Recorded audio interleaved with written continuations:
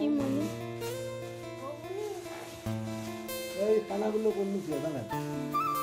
হাওয়া ঢুকছে না, হাওয়া।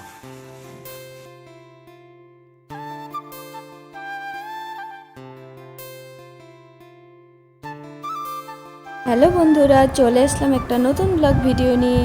তো আজকে ছিল বাড়িতে প্রচুর কাজ, যেহেতু গ্রামের বাড়ি তো কাজ তো হবেই, তাই সবাই সবার কাজে লেগে পড়েছিল।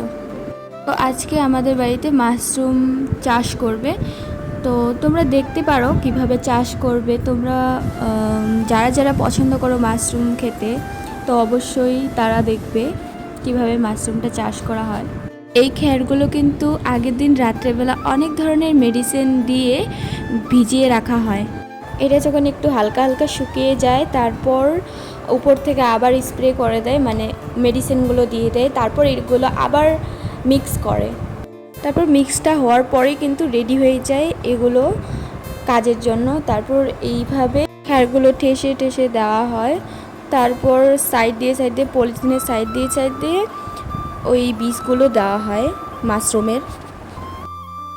যখন পলিথিনগুলো কমপ্লিট হয়ে যায় খ্যার দেওয়া, তারপরেই কিন্তু এগুলো মুখগুলো মেরে একটা একটা একটা করে ফুটো করে দেয়, যাতে হাওয়া ঢোকে, তারপর মাশরুমগুলো বের হতে পারে, যাতে এরকম সিস্টেম করে।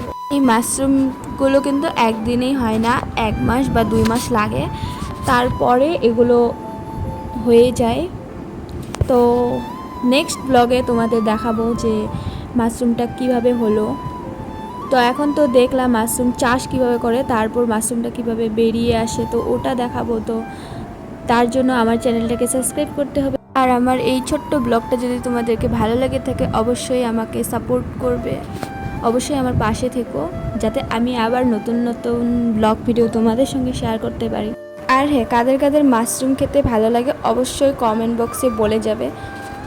তখন ভালো থেকো, সুস্থ থেকো, বাই বাই। নেক্সট ব্লগে দেখা হচ্ছে।